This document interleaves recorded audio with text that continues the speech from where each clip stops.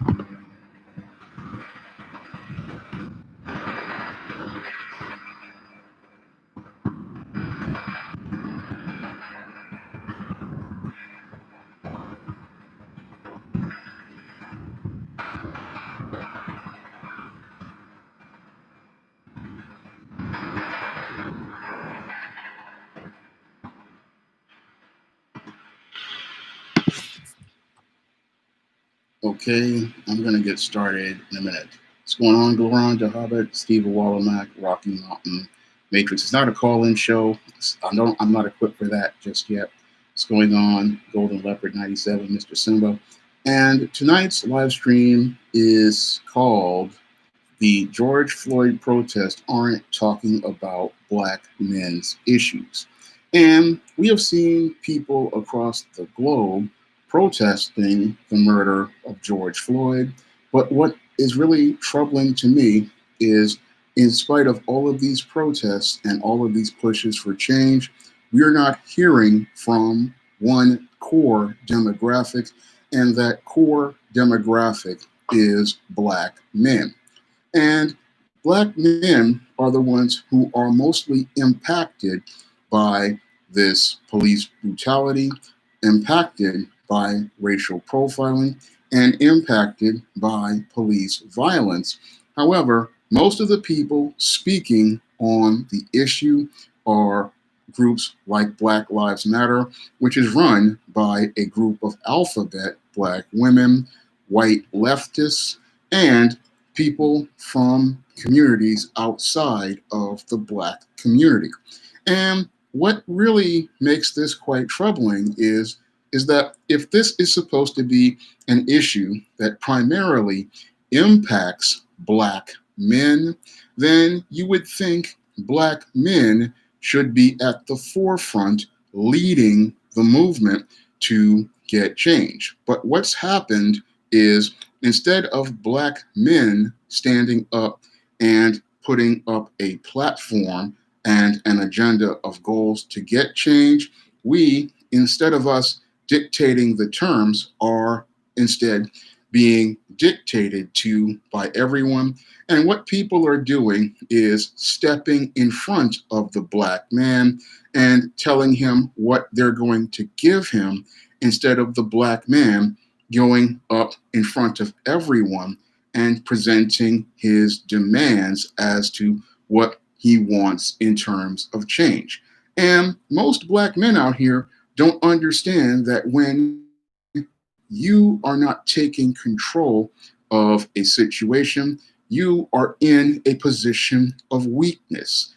And this whole George Floyd protest, it's got Black men coming from a position of weakness, because instead of us leading the charge as related to dealing with this issue that primarily impacts us.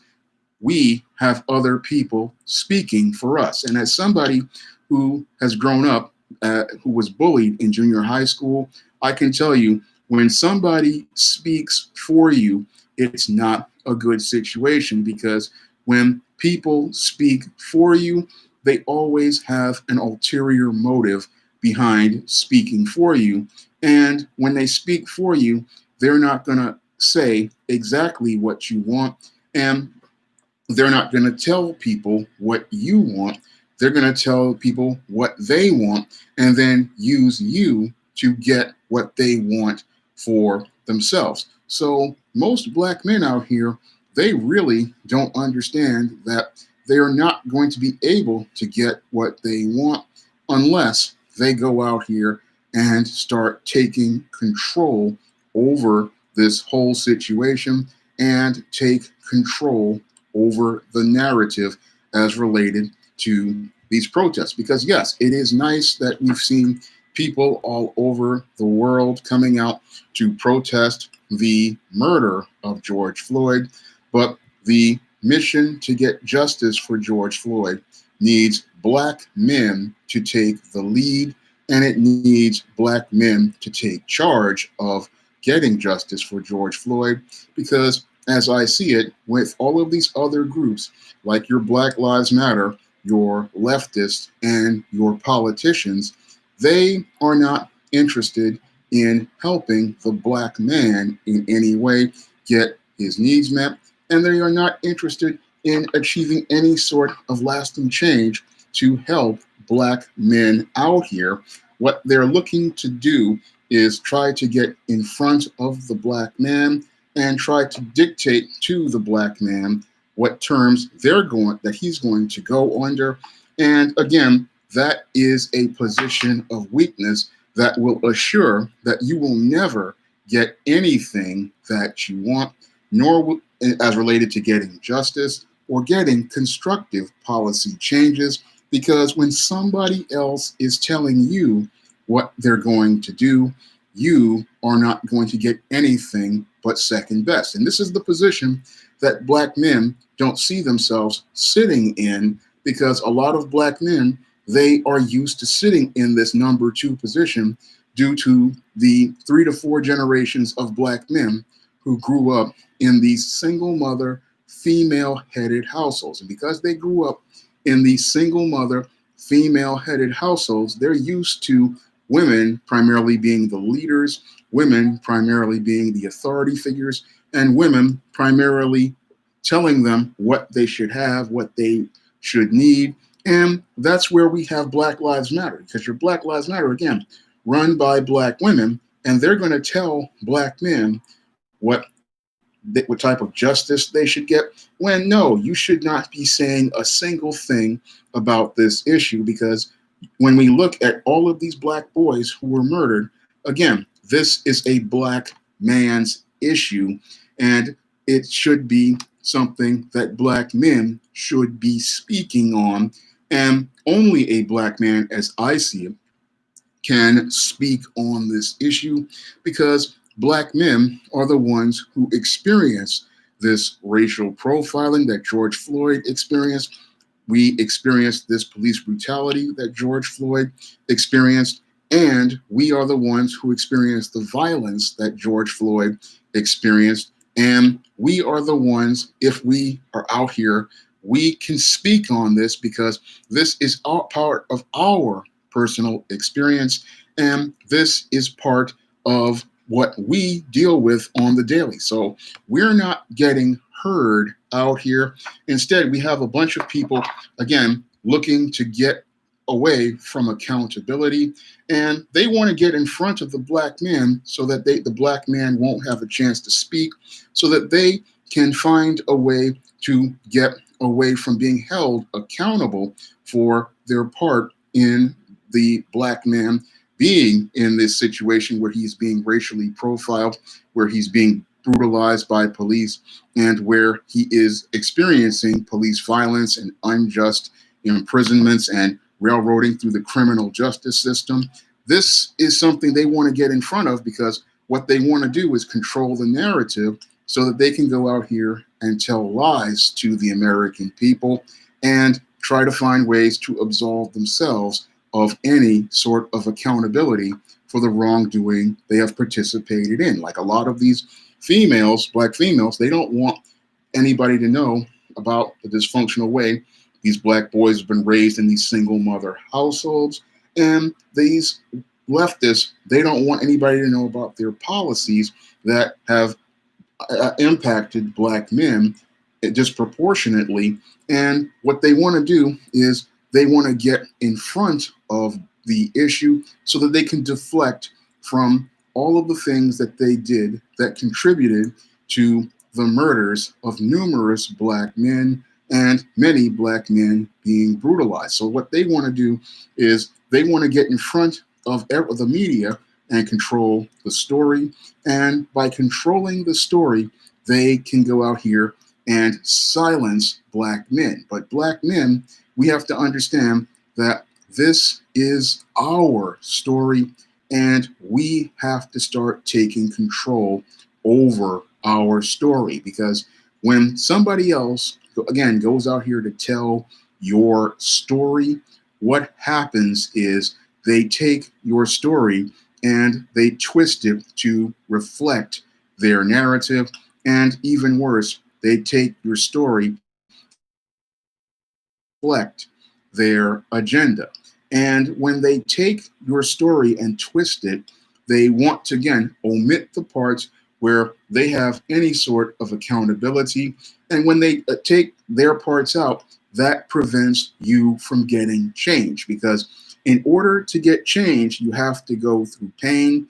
And these people don't want to go through pain because going through pain means they have to be held accountable for the way they have been abusing black men and boys for the last 50 years. And they have to be held accountable for creating these situations that lead to black boys being racially profiled and being brutalized by your law enforcement.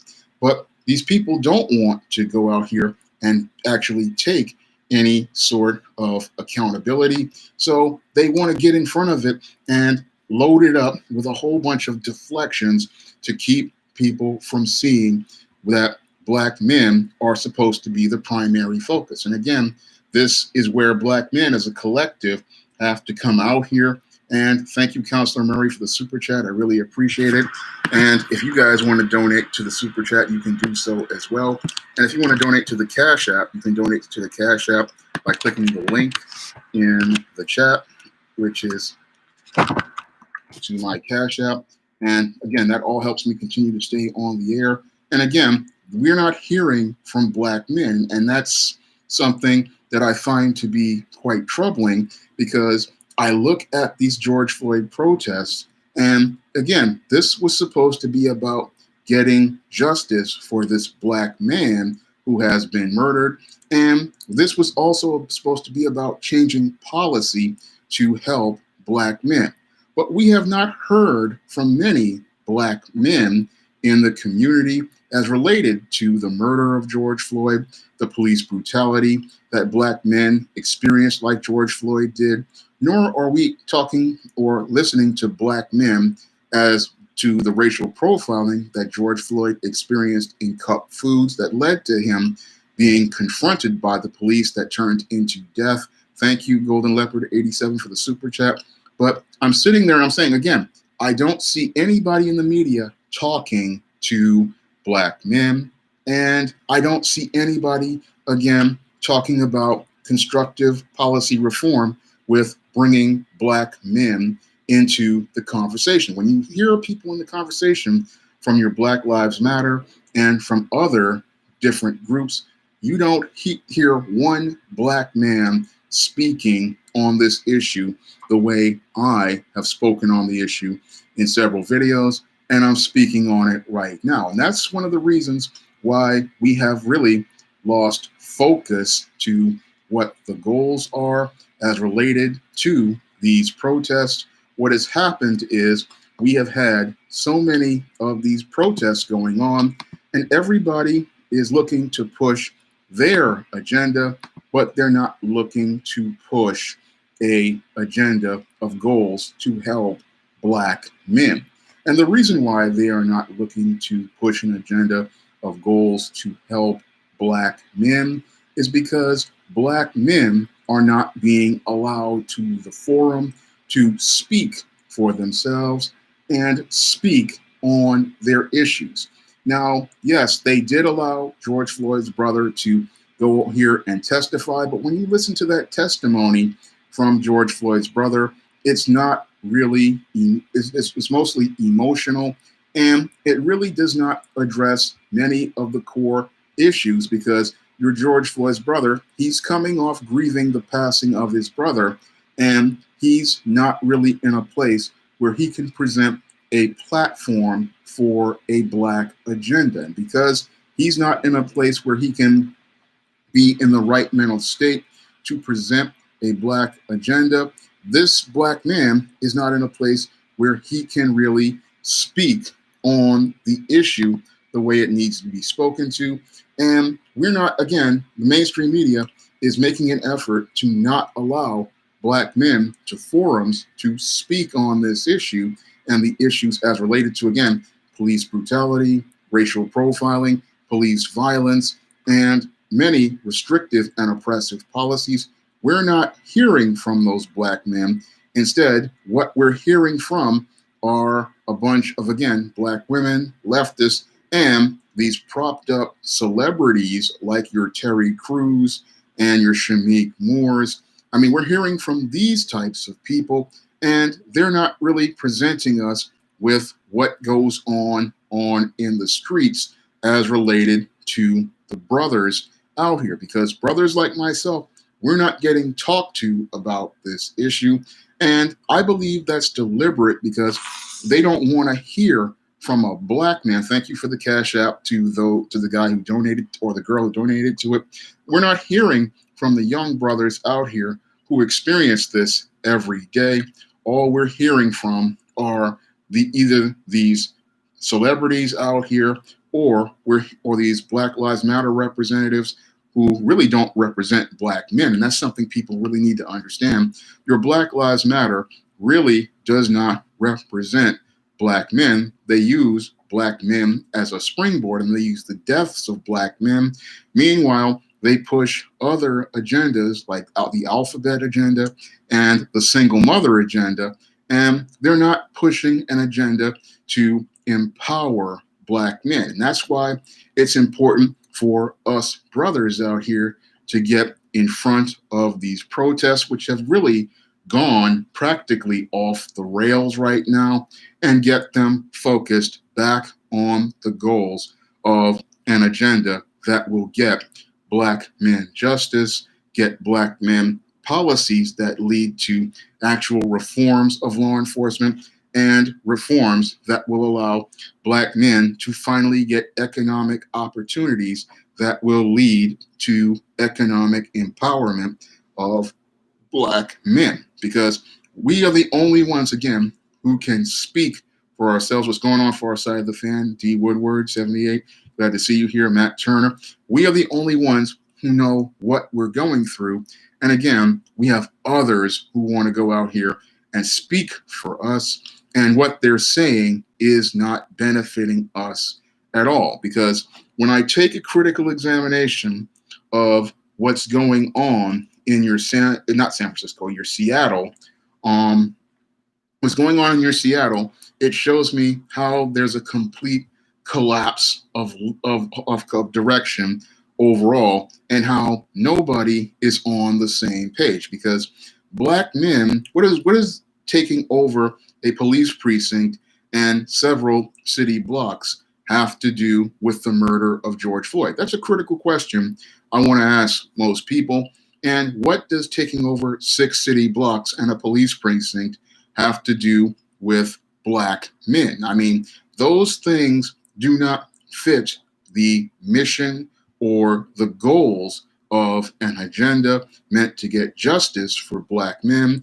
This is a sign that the entire movement for justice has been hijacked, and it has been hijacked by a group of radical leftists who, like the far right, want to give us some sort of Occupy Wall Street type situation.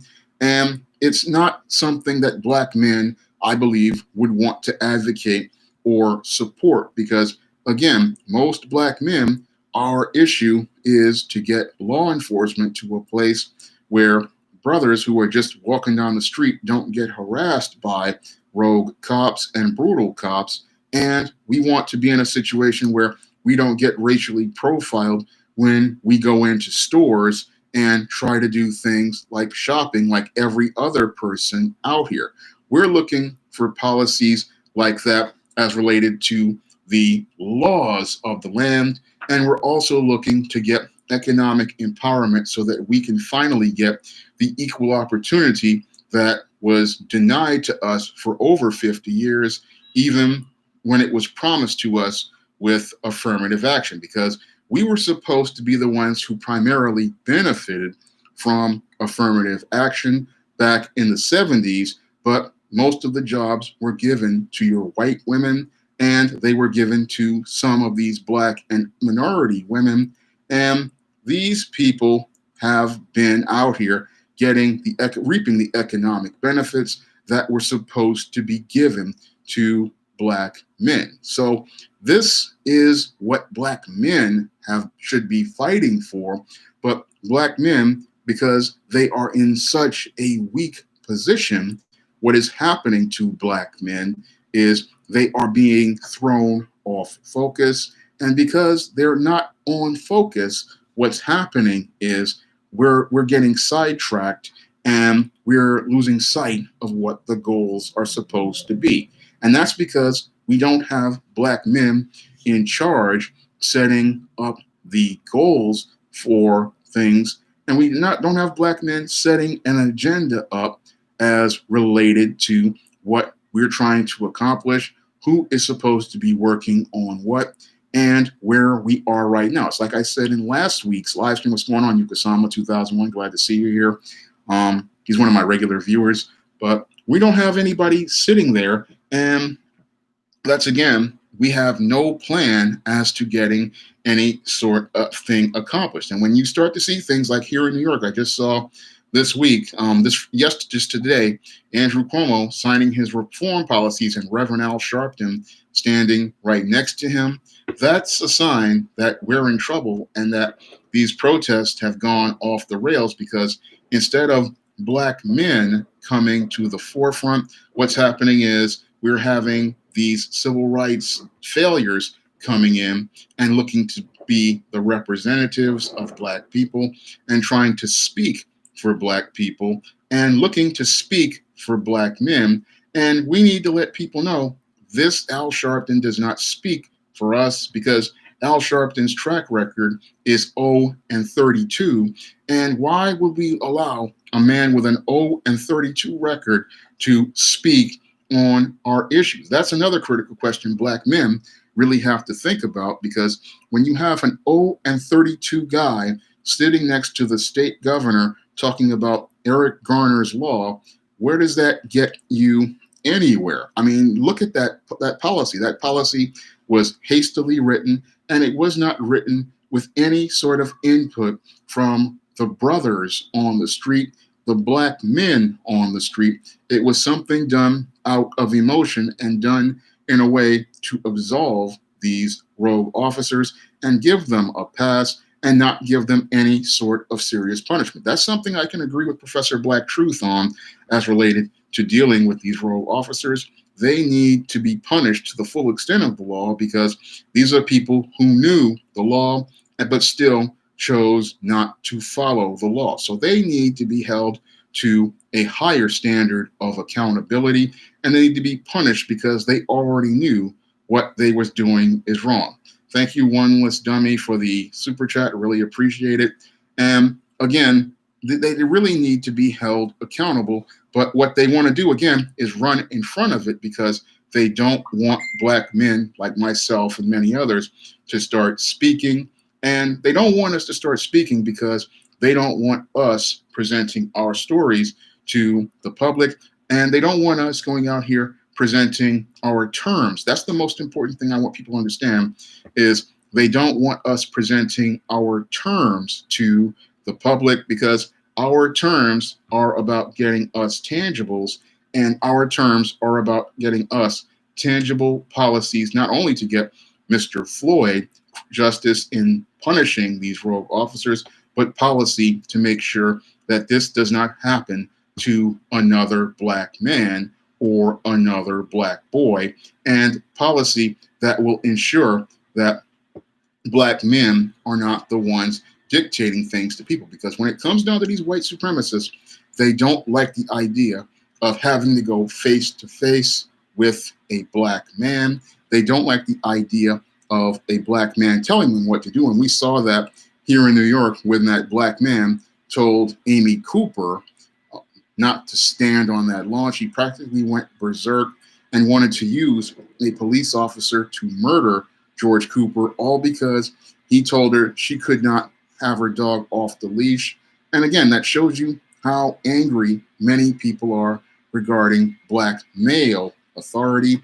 And that's another reason why they don't want to see black men out here as the face of the movement, because they don't like the whole idea of being dictated to by black male leadership, black male authority, and black men using power and expressing their power and using their power. That's something people don't want to see, and that's why they want to go out here and have black women as the face, because that makes them feel more comfortable about things. Because when a black woman is controlling things, they know they can get over on her, because a lot of times black women are emotional and they go out here and they'll go along with stuff, not understanding the long-term impact because they're short-term thinkers.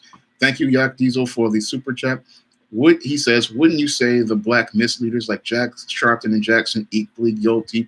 Yes, I would say they are very guilty, because what your Sharptons and Jacksons do is they suppress the voices of younger black men, and they don't want those voices heard, because what they want to do is continue receiving benefits from the system. So they go out of their way to keep people buried, and they keep people discredited so they can continue getting the crumbs for the master's table. So that's why they'll go out here and go along with an Andrew Cuomo and give him a pass for that Garner law, because they're not really about getting justice, and they're not about getting tangibles for the brother on the street.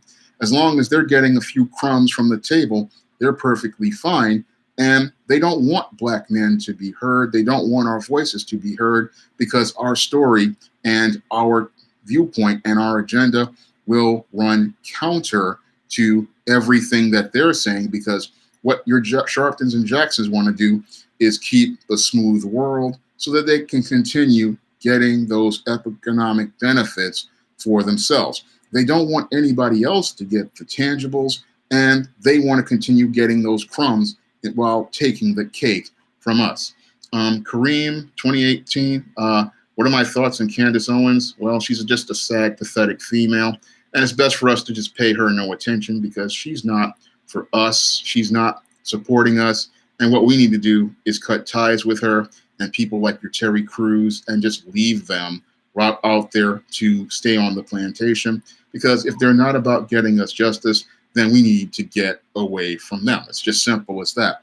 And we as black men, we again have to start standing up for ourselves, because again, what's happening is that when you don't stand up for yourself, you get walked over and you get stomped on, and people just take everything and leave you with nothing. And that's what's happening here, is everybody is running out here, getting in front of the black man. And again, they're getting in front of the black man because the black man does not understand how important it is to take the lead as related to your own issues. But as someone who understands that the importance of taking the lead, I understand that if you're not speaking for yourself, no one's going to hear what you want. And you have to, if you want to get something and accomplish something, you have to be the one who takes the lead. You have to be the one who takes charge. You have to be the one who takes initiative. And you have to be the one who goes out here and lets people know how they're going to deal with you and what you're going to insist that they give you. And that's the whole problem with black men these days, is that they're looking to go out here and come from this submissive position by letting Black Lives Matter speak for us. And what we need to do is say, look, Black Lives Matter does not speak for black men. Black Lives Matter does not speak on black issues. Black Lives Matter does not speak on a black man's agenda. And while they talk about the deaths of men like Trayvon Martin, Michael Brown, Eric Garner, and George Floyd, they have not really presented an agenda for getting justice, because they sit there and think marching and protesting is something significant. And yes, that'll get you some attention, but you really need an agenda if you want to accomplish something. And your Black Lives Matter has failed on that part, because they're talking about things that just make no logical sense, like defunding the police, which would lead to complete chaos like we had here in New York City during the 1970s, the 1980s, and the early 1990s, when cities that were underfunded due to budget cuts had smaller police departments and criminals ran rampant, leading to many communities being under siege by dope dealers and gang members. And these people talk about defunding the police when, again, why aren't they proposing a platform for investing in black men and boys? Because when I present my counter proposal to your Black Lives Matter and your Al Sharptons, it's about investing in our black men and our black boys so they can go out here and protect their communities and participate in their God-given roles as protectors, as providers, and as leaders and authority figures. And the reason why Black Lives Matter doesn't want to talk about investing in black men and black boys is because, as again, an alphabet organization and an organization made up of single mothers, what they really want to do is keep the dysfunctional order that's in place right now. And again, they don't want black men to be the leaders and authority figures because, again, they don't want black men taking power over their communities. They don't want them taking leadership positions. They don't want them building businesses in black communities. And they don't want them taking their position as head of household in those black communities. They don't want black men taking power positions because they know if black men take power positions, they cannot push their narratives and they can't get the crumbs from the master's table, and they can't push this victim agenda as related to black men because black men will be speaking for themselves. And that's why we have to start coming out and speaking for ourselves, because this whole George Floyd protest, again, is supposed to be about getting this black man justice, but we're not hearing from the black man. And that's one of the things that really irritates me about these protests and all of these pushes for reform. We're hearing from everybody but the black man. Nobody is talking to black men on this issue. Nobody is wanting to hear what we go through and what type of policy changes we want, what type of tangible policy changes we want, what type of policy reforms we want. They go to the black woman and think that that's representing black people. And again, that's another passive aggressive ploy, because what they want to do is they want to go out here and get the black female vote, because they know that the black female, like many of the black females in church, she is that they believe to be gullible, very naive, and will just go along because she hears words that are flattering to her. But what she doesn't want to do is go out here and really demand anything. She's used to being a follower, and that's why many are trying to get her vote, because they think that they can get her and easily persuade her without giving her anything in exchange for her vote in relation to tangibles. But a black man, he's going to sit there and make demands of what he wants and what agenda he has. He's going to put his agenda on the table first, and he's going to sit there and say exactly what he wants. They won't be able to manipulate him the same way they manipulate the black female voter, who is also manipulated by the pimp pastor. They can't bring those games to the table with a self-aware, educated, God-centered black man. You can't run that game on the black man. And again, that's why they try to keep black men off the media. They try to keep black men out of forums, and they try to keep black men off the stage for these George Floyd protests, and won't let black men's voices be heard. But we have to have black men's voices be heard, because, again, this is our issue. Police brutality primarily happens to black men. Black men are the ones who are disproportionately brutalized by rogue police off-race soldiers and police officers. And it's black men who are racially profiled in businesses. And what black men, again, if they're not out here being the voice out here, what's going to happen is what we're having right now.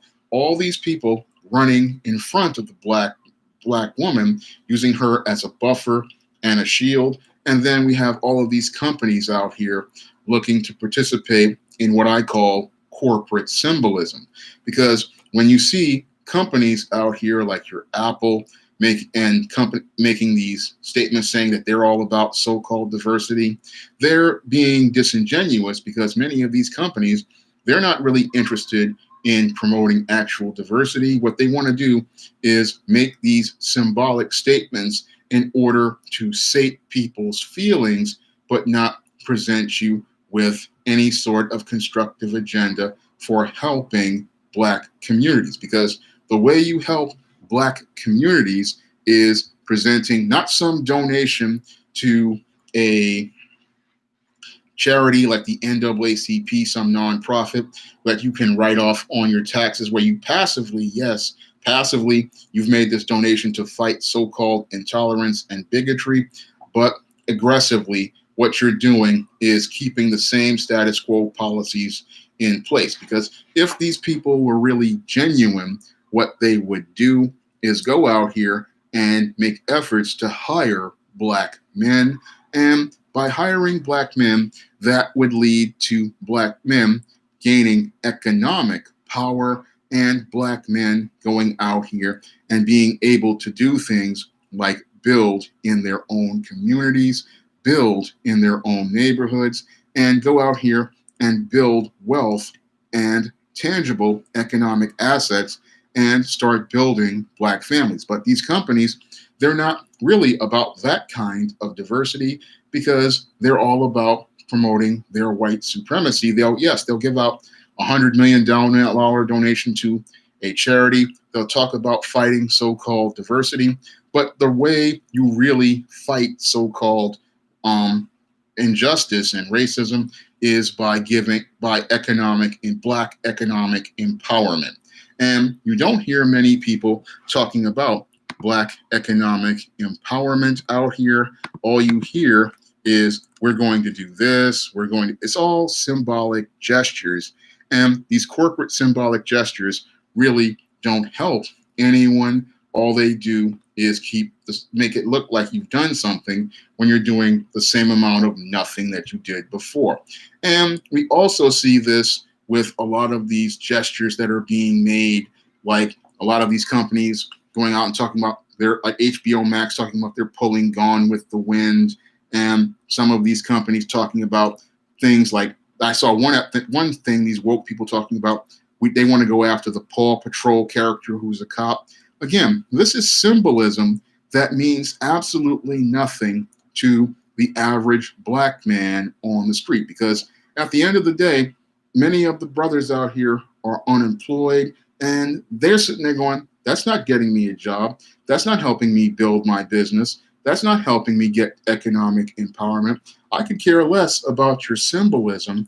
And you're not talking about black empowerment. I mean, you're not talking about building black businesses, and you're not talking about supporting black businesses like my SJS Direct imprint. I mean, the where are the people talking about supporting black owned businesses? I mean, I've been running the SJS Direct imprint for years, and I've had all this positive black fiction on my page, and again, some men's issues books that black men have been buying on the regular, but you don't hear from anybody. I'll leave a link to my books in the chat. You can check out all my titles. And again, I'm not hearing anybody talking about that type of empowerment.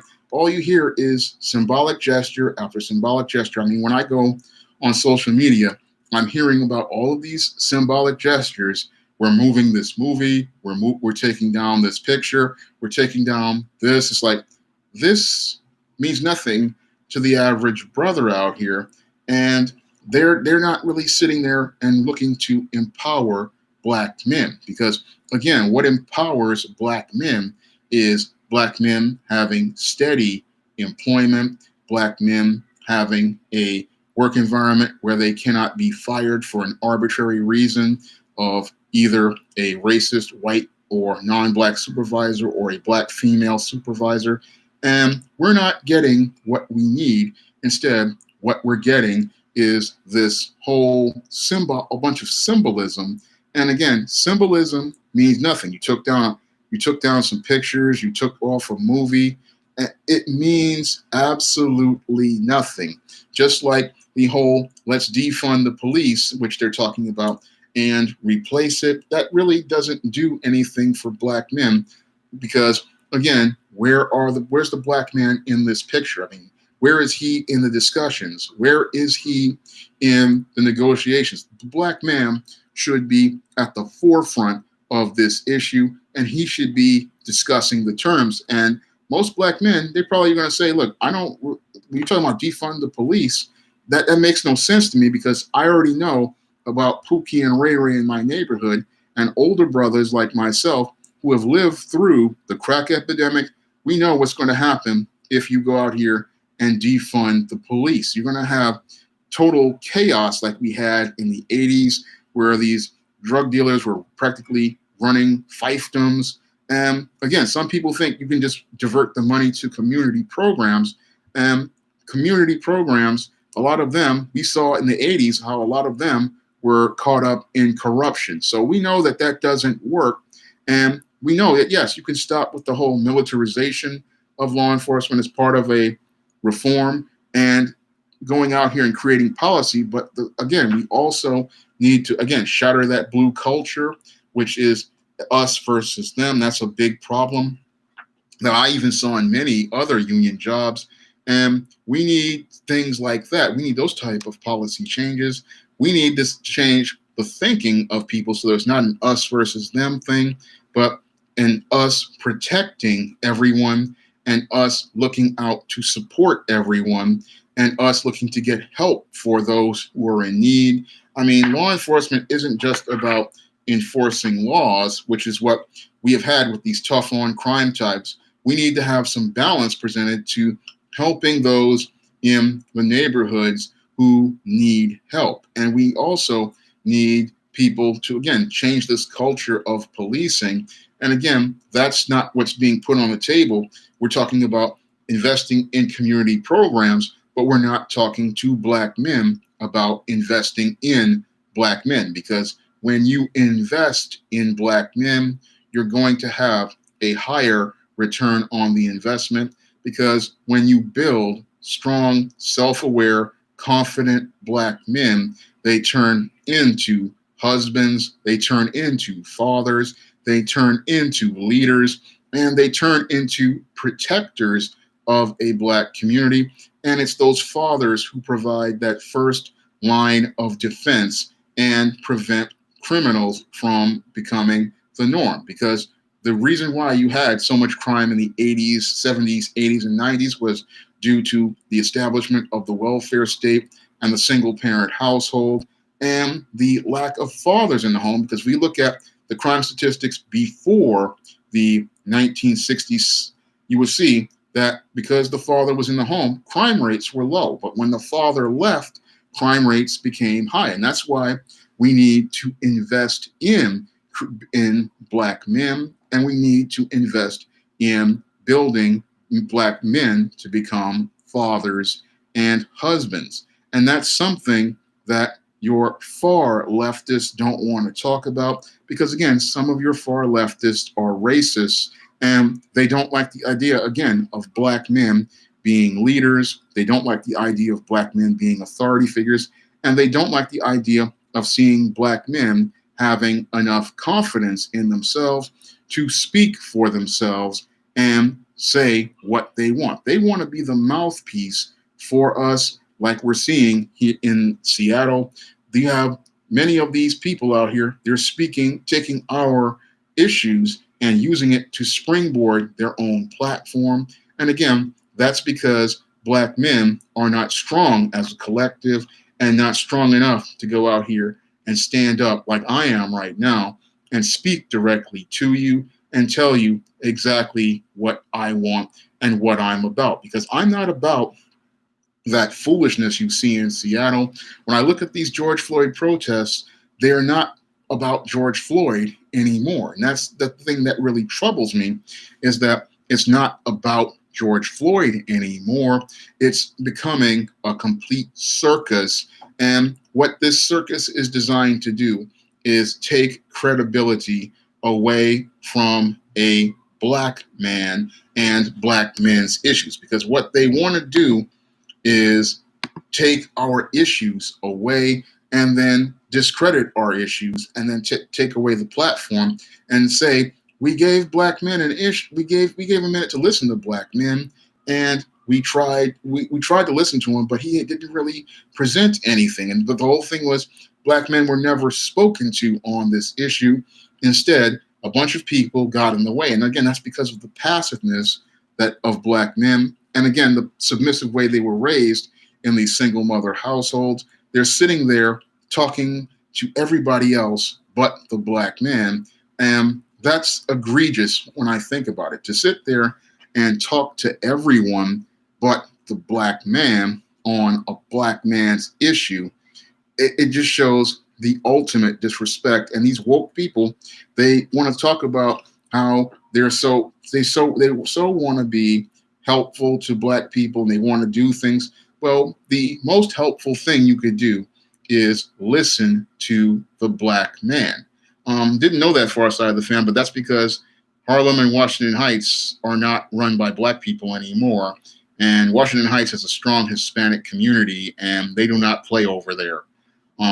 But that also relates to it because, again, the issues that Black men, we're just not being heard on this. And again, we're not taking the lead on it. And and that's the thing that people aren't really thinking about. Thank you, Kaysan Capero, for the super chat. Really appreciate it. Again, if you want to donate to the super chat or the Cash App, you can do that. Or if you want to buy one of my books, you can buy them on Amazon. I'll leave a link to the books in the chat.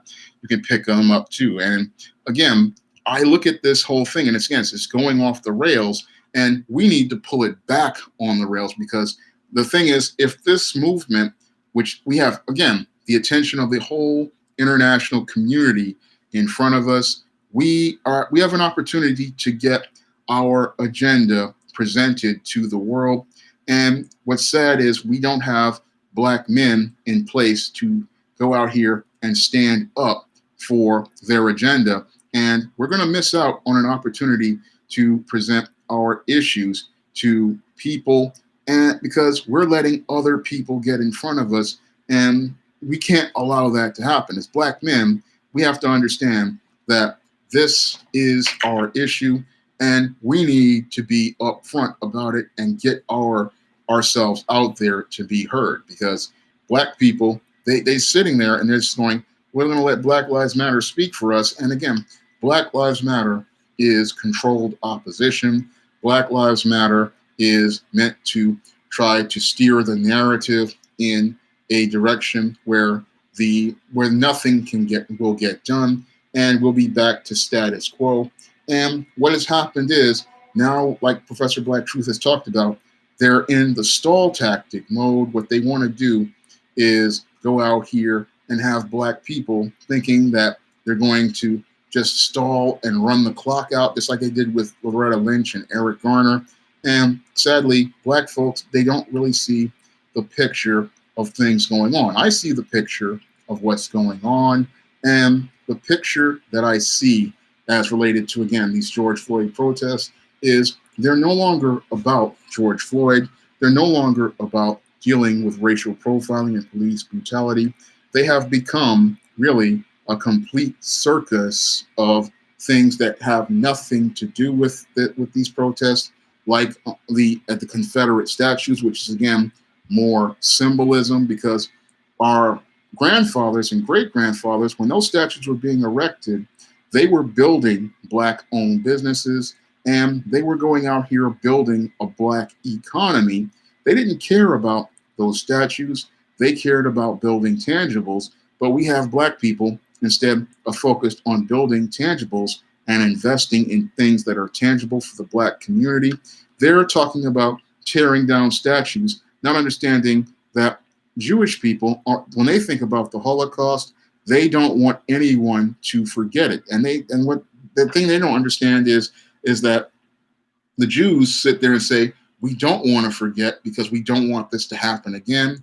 And black people don't understand that when they take away these statues, this is setting it up for this to happen all over again. Because if you don't have those markers and symbols to show you where things went in history, you are destined to repeat that history, and you are destined to have the same thing happen all over again. And what is happening is that, again, with these statues, it's more symbolism and more things to appease black people emotionally and passively, but aggressively, it's not about giving black people anything tangible. Because again, if our grandfathers and great grandfathers could go out here and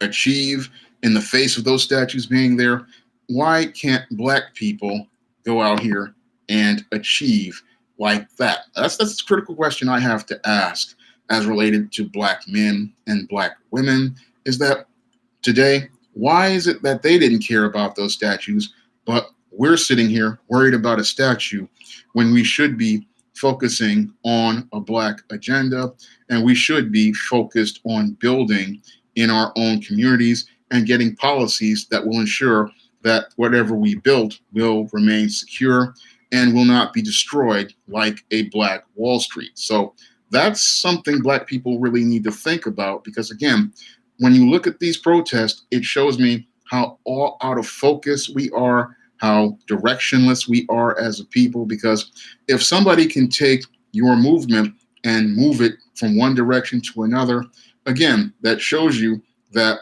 the people themselves don't have any focus and don't have any direction, because they're not the ones in charge of the agenda, and they're not the ones dictating the terms of the agenda. And that's, again, another bad mark on black men, because black men should have been the ones to come out here and go out here and speak directly to everyone. Because if this is our issue, we should be the one talking about it. We should be the one presenting it to people, and we should be the one going to places like the mainstream media and Washington to discuss these issues. But what we're seeing is other groups like the Black Lives Matter and these leftists coming in, and they're sitting there talking about our issue, again, showing the world how weak the black man is, because the black man is sitting here thinking, if somebody else speaks for me, I'll get some sort of reform, when they're going to look for ways to get around that, because you're not sitting at that table sitting there making sure you are getting exactly what you want.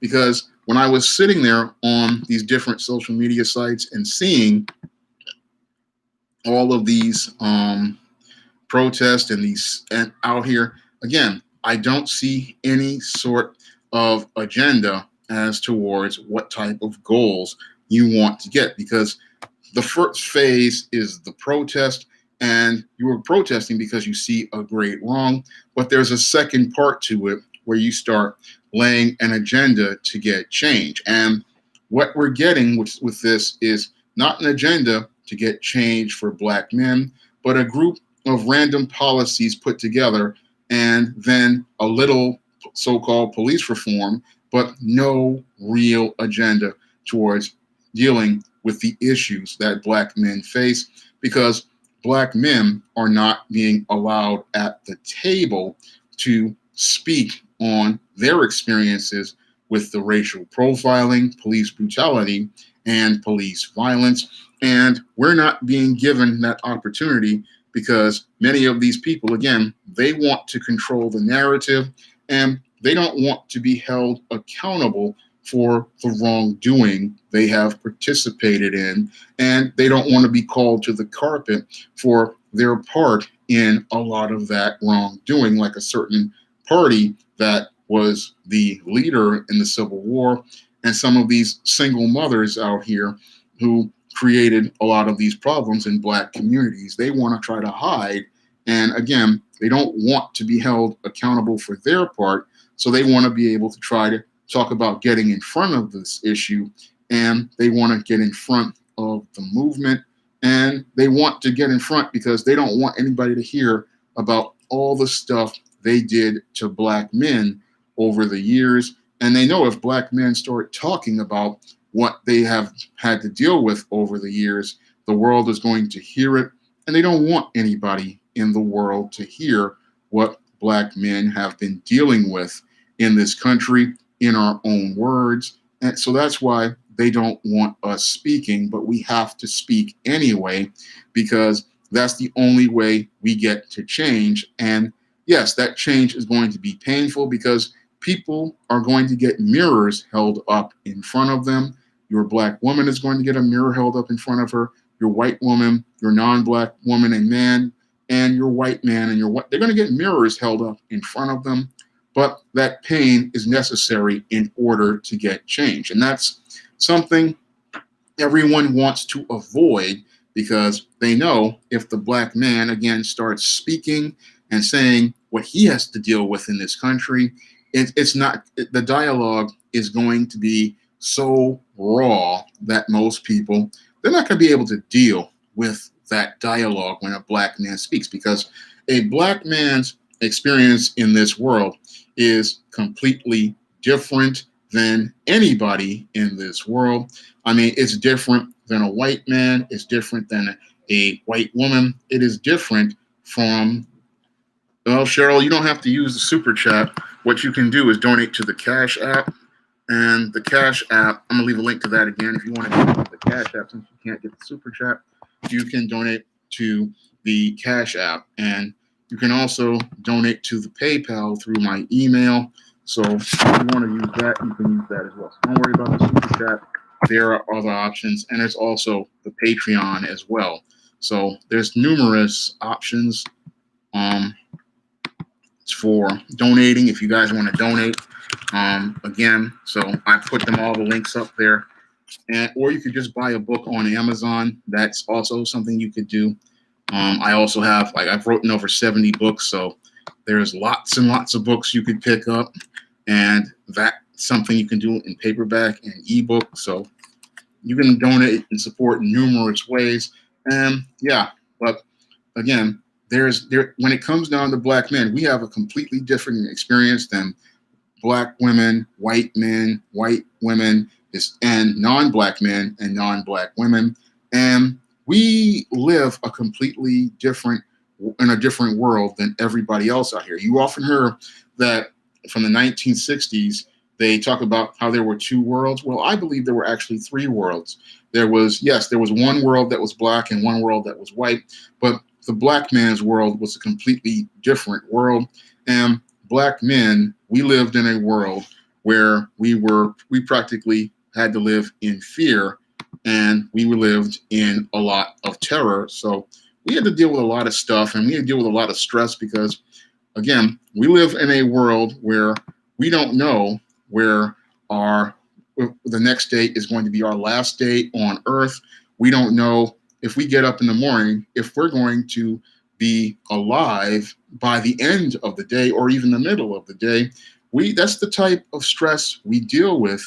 And when we go on a job, we don't even know if we're going to be on that job that long. I mean, we have to literally plan every day to just be day by day, because we can't sit there like everybody else. They take it for granted.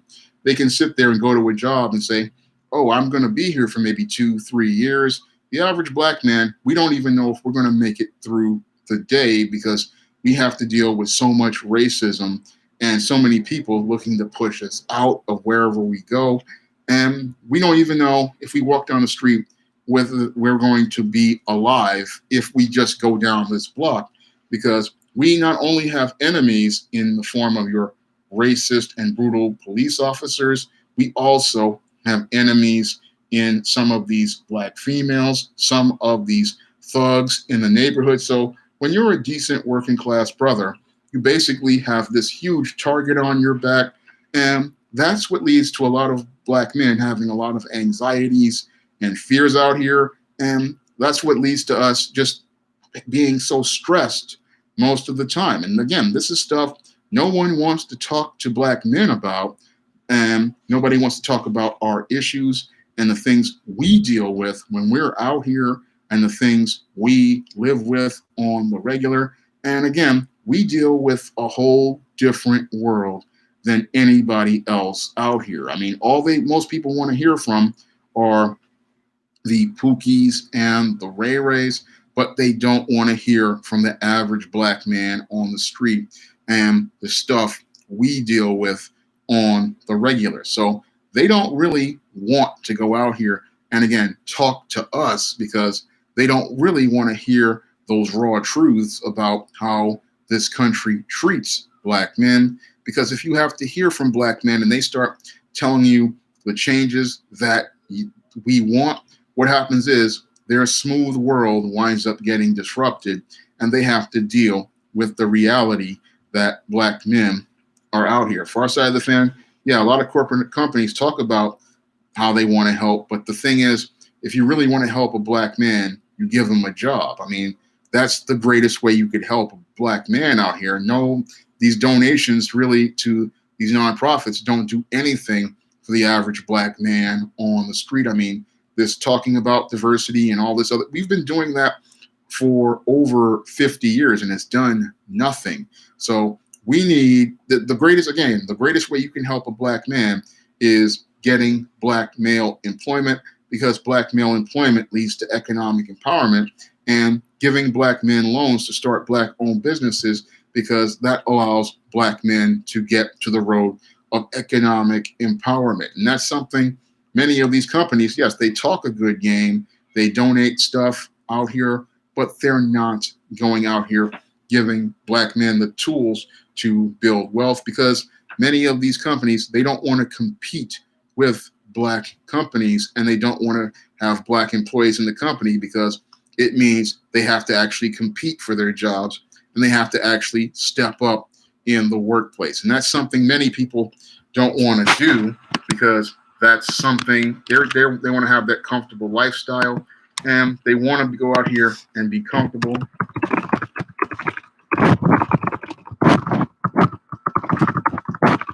So they want to be comfortable, and I left a link to John Haynes, The Man with Nothing to Lose, on Google Play. That book's available now. But but that's what they want, is they want to be comfortable, and having black men on the job means competition. So they don't want to go out here and compete.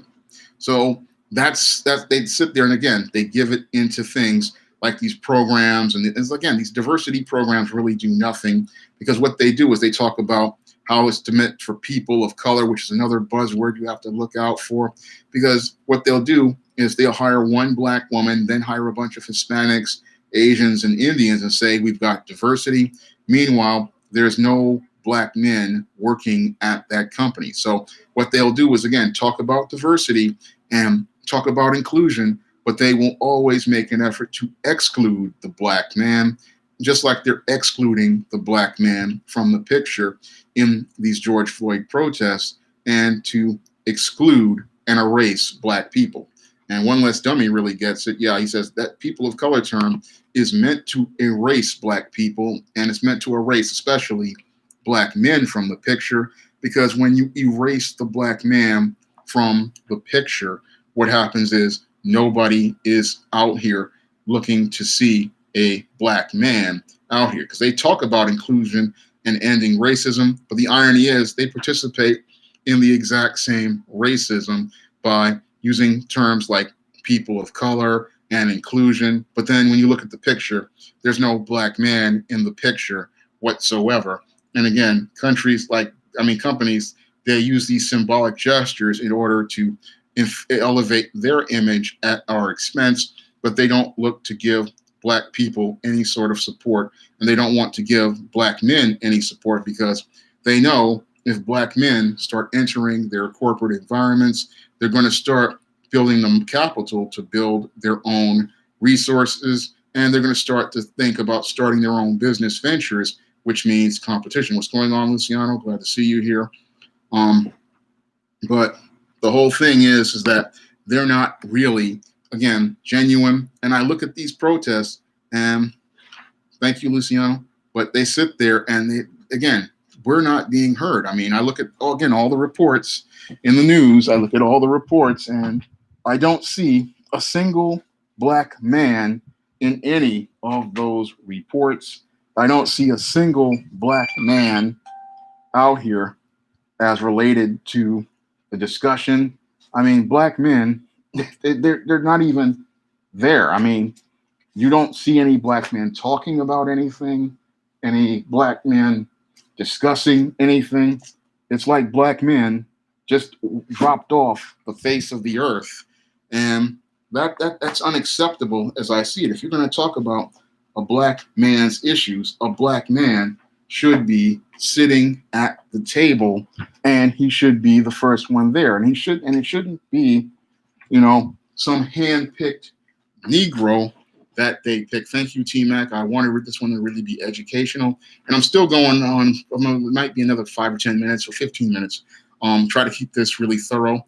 But it shouldn't be guys like Al Sharpton speaking for us, who have an 0-32 record. It shouldn't be old civil rights leaders speaking for us. We need to hear from the black man himself. And that's one of the things that really irritates me about these whole George Floyd protests. I'm hearing from everybody, but I'm not hearing from black men. And the media, I think, is doing an effort to erase the black man from his own issue so that they don't have to take accountability for the injustices they perpetrate on black men, and they don't have to hear about those injustices being perpetrated on black men. So what they do is they try to manipulate the narrative by doing things like taking George Floyd's brother in his grief, have him testify before Congress, and then he's not really in a place where he can present the argument constructively. And because I basically listened to him talking to these politicians in Washington, and he was not cohesive the way it should have been. I mean, he should have been a different way, but he just didn't understand how to present things. And again, if you don't present your talking points correctly, and you don't present them with force, and you don't have an agenda in place to present your arguments, what happens is other people take your arguments and they make it fit what they want. And once they make it fit what they want, you don't get any sort of constructive reforms because you didn't present the right points. And again, I don't really believe that George Floyd brother should be the only representation here, because millions of black men out here, we are being racially profiled. We are being brutalized by rogue officers. We're being beaten on by rogue officers. And we are dealing with racial profiling when we go to places like retail establishments. And we deal with this every day. And we're not getting our stories out there because people, again, are looking to control the narrative, and they're looking to get in front of our narrative before so that we can't express ourselves. And again, that's why Black men need to be taking charge of things, because when somebody, again, I look at things and I say, you're just, nobody's speaking the things that I know that need to be said. I'm listening to a lot of these people, and they're sitting there and they're just talking around the issues, and we're not dealing with the issues that Black men have to deal with. I mean, I hear from everybody talking about, oh, diversity, inclusion, taking down Confederates. This stuff means nothing to the average Black man out here. It means absolutely nothing. It's, I mean, some corporation handing out $100 million when the average Black man is not even able to get in the door to apply for a job there. That means, again, that shows how little they think of Black men. Now, yeah, you donate $100 million to a NAACP, but the average Black man who, like myself, when I go out here and I put in an application for one of these companies like Apple, like I did about 3-4 years ago, or I put in an application at one of these companies like a Comcast, these people don't even read my application. And in some cases, their HR departments erect brick walls to keep Black men like myself out of these jobs. So we're sitting there going, yeah, you donated $100 million, but that means nothing to us because that's not going to help the brother on the street. It's not going to help him be able to make moves in his life. It's not going to help him be able to go out here and start building his life, because one of the things that prevents Black men from really doing things like moving out of their parents' home or moving out of a home that they have to share with others to get their own is they can't get full-time jobs, because what companies do is this passive-aggressive gesture in their so-called people of color and diversity is they'll go out here and hire a Black woman and talk about how they've hired a Black and a woman, or they'll hire some other so-called minority, and they'll use that to keep from employing Black men, and that prevents Black men from going out here and being responsible being good men, responsible husbands, responsible fathers, and it pushes the false narrative that Black men are lazy and incompetent, but Black men are not lazy and incompetent. Black men can go out here and do, and Black men can go out here and accomplish a lot, but we're just denied a lot of these opportunities due to the systemic racism in places like corporate America, where they think donating money is something, but if you hired Black men, you would go out here to do something, again, to make change. But they don't want to make any change because they don't want to hear from Black men, and they don't want to hear Black men putting down the points for an agenda in order to get change. Because when Black men start talking about change, we're not talking about superficial policies that are written to be on books.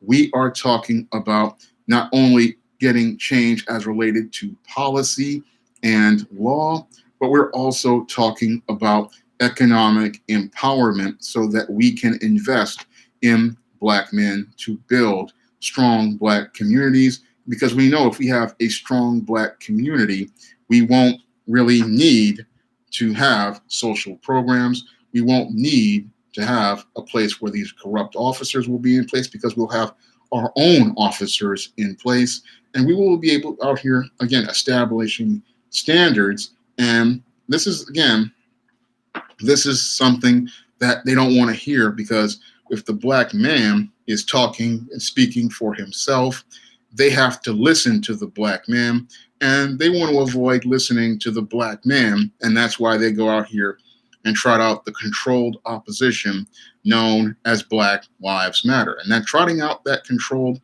opposition is how they control the narrative and how they deny real change from coming. Because real change comes when black men are at the forefront and black men are on the platform speaking and saying and telling everybody exactly what they want.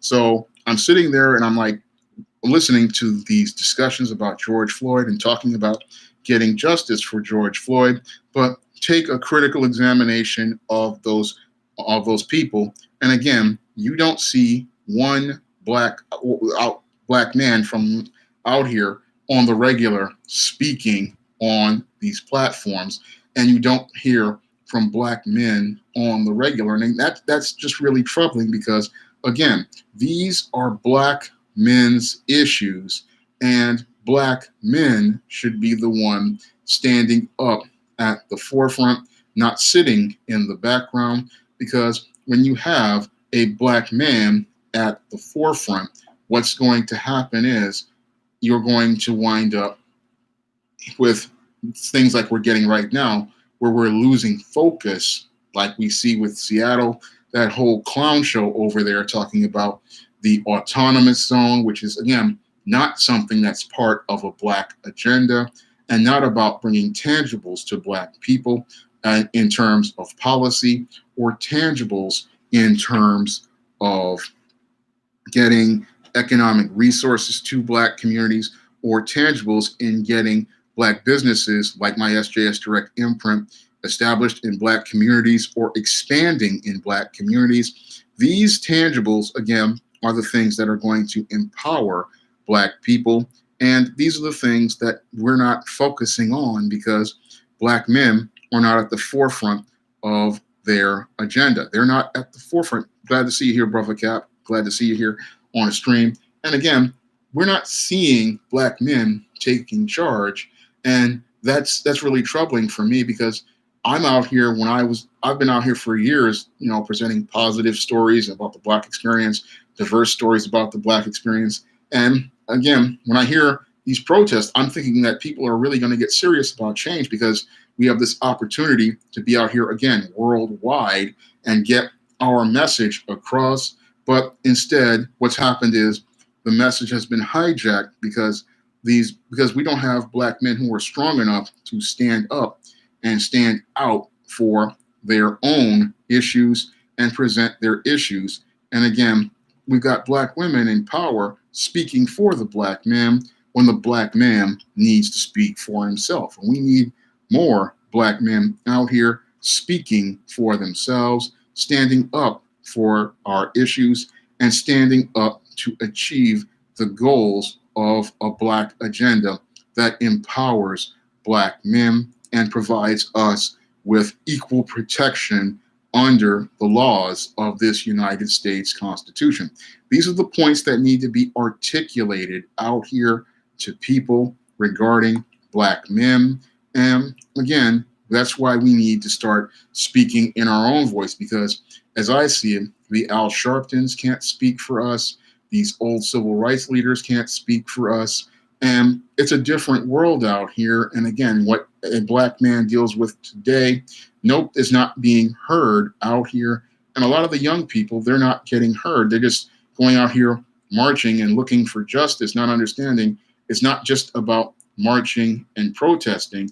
It's also about black men coming together and setting an agenda because marching and protesting, yes, that'll get you attention. But after you've got people's attention, you have to present your agenda.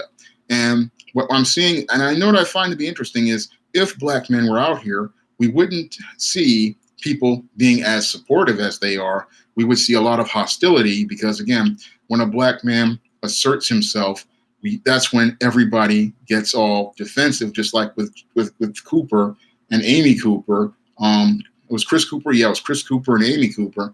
When Chris Cooper asserted his authority as a black man, that's when Amy Cooper lost it.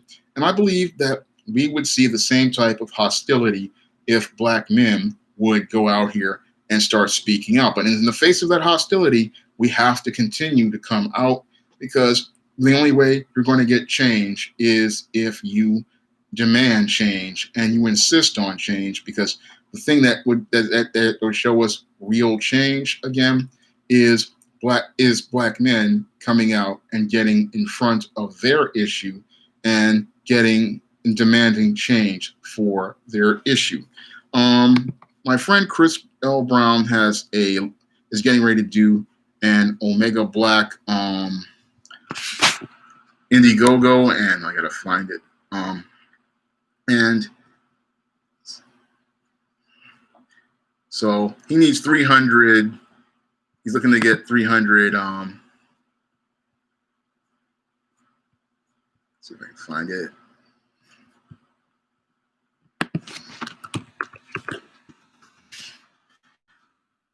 He's getting ready to do an Omega Black manga Indiegogo, and he needs 300 emails. So we got 93 in the chat, and if you guys could go over there and sign up for his Omega Black Indiegogo, I'd really appreciate it. He's at 217, I believe, right now. And if you get to 300, they would get They would get shipping. No, it's Black manga Chris created, and it's great African American manga. So you guys could, it's available on Amazon right now, but he's getting ready to do a new edition that's going to be awesome. So you guys would go out here and just sign up for the email. I really would appreciate it, because that project is going to be awesome. And if you guys could go out here and pick up some of my SJS Direct books, like John Haynes, The Man with Nothing to Lose, which is available on Amazon right now, I really would appreciate it, because if you don't want to donate to the Super Chat, you can pick up one of these books. Again, this is positive African American fiction meant to inspire and uplift brothers and sisters out here. So got 94 in the chat, and I really want to get the sales up on SJS Direct Books. So if I could get 10 sales, that would be great. And I'm going to leave a link to that in the chat.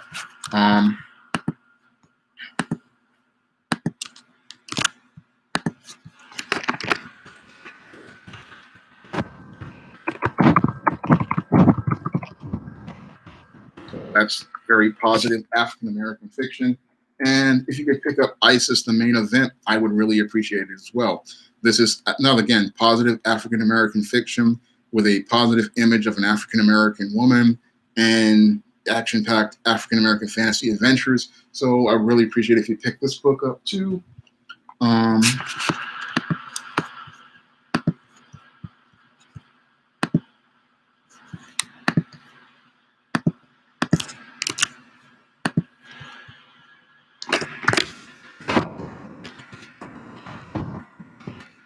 So ISIS, the main event.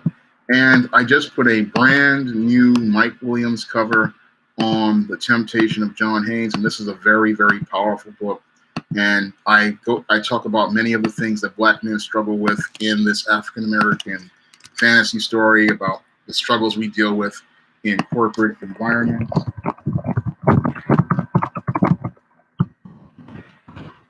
With racism and intra-racism. And I talk about the things we struggle with in the Black culture. And I put a brand new Mike Williams cover on it. So if you want to check that one out, I really would appreciate it. Again, this is a very positive African-American fantasy story.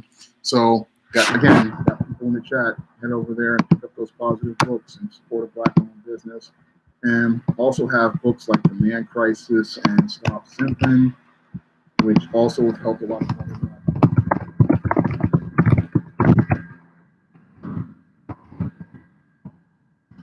All those books really have helped a lot of Black men get their lives in order, help them understand dysfunction of female-headed households and life paradigms.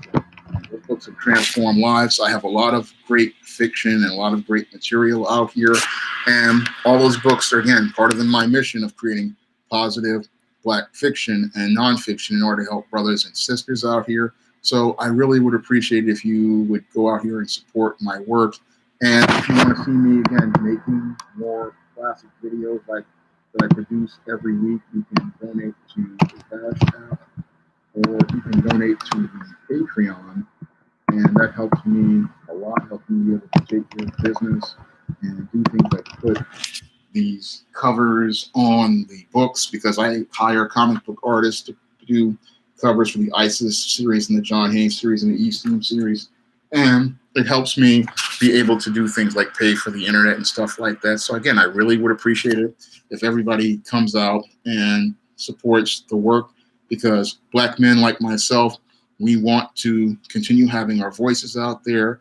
We want to continue being heard, and we want to continue improving the quality of life for people, because my mission as a publisher is to create those positive stories that mainstream media won't produce, show people those different life experiences and cultures, and diversify the Black book market by showing you Black images that you don't see in mainstream media, like Black people in African American fantasy, or images of strong Black male leadership, like I show in the John Haynes series. I show these on the regular in SJS Direct publications. And if you pick these up, they're going to change your perception of Blackness, and they're going to give you a positive picture of Blackness. I want to take a moment to thank everybody for coming out to tonight's stream, and I hope you'll be there for next week's stream.